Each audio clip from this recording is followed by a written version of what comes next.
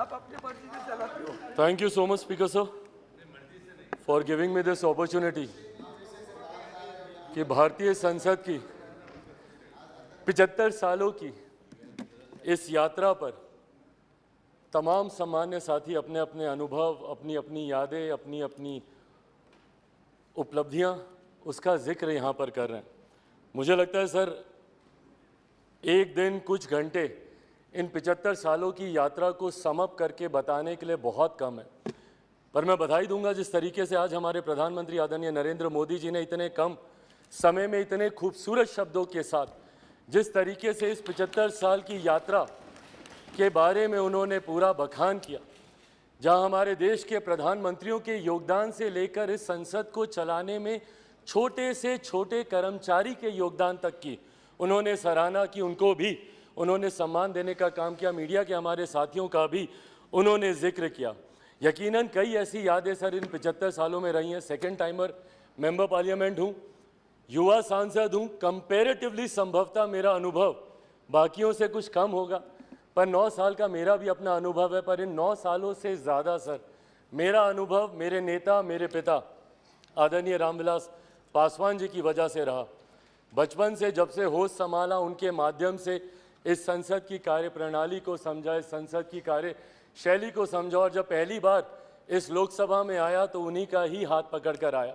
आज जब हम लोग नई संसद में जा रहे हैं तो यकीनन कई ऐसी यादें कौंधती हैं और यकीनन एक भावुक क्षण है। महसूस होता है कि जिस जगह पर मुझे मेरे पिता लेकर आए थे, आज एक नई यात्रा की ओर हम लोग जा रहे हैं, पर प्रधानमंत्री जी ने भी उसको भी बहुत खूबसूरती से बताया कि ये हम जैसे जो आज की तारीख में इस लोकसभा में मौजूद हैं, इस संसद में मौजूद हैं, राज्यसभा के भी सदस्य, हम लोग के लिए ये गर्व का लम्हा है, जहां एक तरफ हम लोग इतिहास के भी हम लोग साक्षी रहे हैं, वहीं एक नई ऊर्जा के साथ भविष्य की भी ओर हम लोग जा रहे हैं। तो कड़ी बनने का सौभाग्य हम लोग को मिला इतिहास और भविष्य के बीच, जो यकीनन मौजूद यहाँ पे तमाम सांसदों के लिए एक गर्व की अनुभूति कराता है।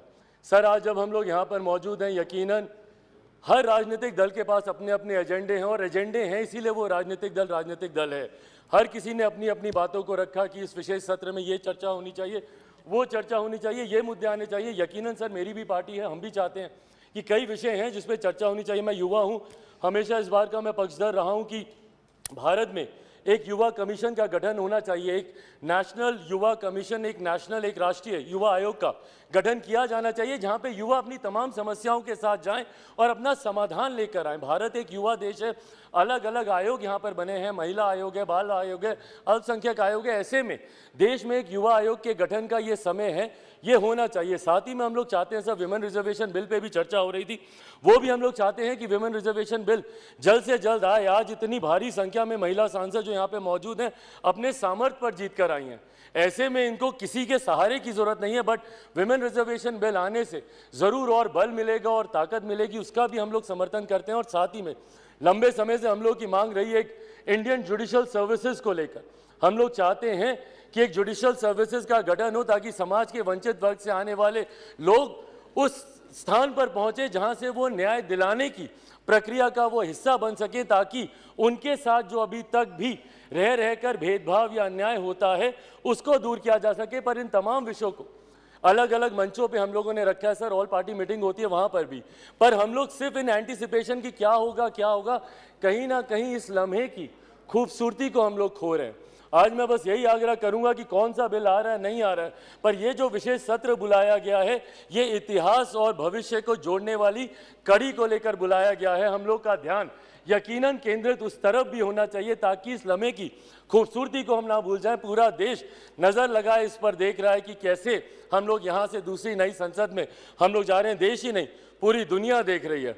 और आज सर, जब डॉक्टर बाबा साहेब भीमराव अंबेडकर जी के बनाए हुए संविधान के आधार पर जिस तरीके से भारतीय संसद के 75 सालों का इतिहास रहा है, मैं उम्मीद ही नहीं पूरे विश्वास के साथ ये कह सकता हूँ कि हमारे मौजूदा प्रधानमंत्री आदरणीय नरेंद्र मोदी जी के नेतृत्व में डॉक्टर बाबा साहेब भीमराव अंबेडकर जी के बनाए हुए संविधान के आधार पर ही हम लोग एक विकसित देश की हम लोग नींव रखने जा रहे हैं। और जो लक्ष्य है 2047 में विकसित देश के निर्माण का, उस लक्ष्य को हम लोग नई संसद से हम लोग जरूर अचीव कर पाएंगे।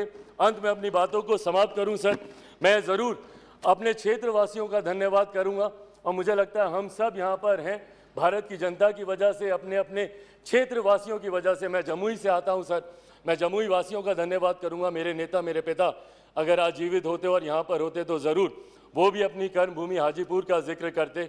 मैं पूरे अपने प्रदेश बिहार का और देशवासियों का धन्यवाद करूँगा जिन्होंने भारतीय संसद को इतना सशक्त, इतना मजबूत बनाया कि आज जब दुनिया भर के राष्ट्रीय अध्यक्ष आते हैं तो वो G20 जैसे इतने भव्य आयोजन को देखकर, जो हमारे प्रधानमंत्री जी के नेतृत्व में किया गया, उसको देखकर देश ही नहीं पूरी दुनिया बढ़ते विकसित भारत के बढ़ते कदमों की सराहना करती है। एक बार फिर से मैं प्रधानमंत्री जी का भारत को नई संसद देने के लिए उनका धन्यवाद करता हूं और यहां पर आपका धन्यवाद करता हूं कि आपने मुझे समय दिया। Thank you so much sir.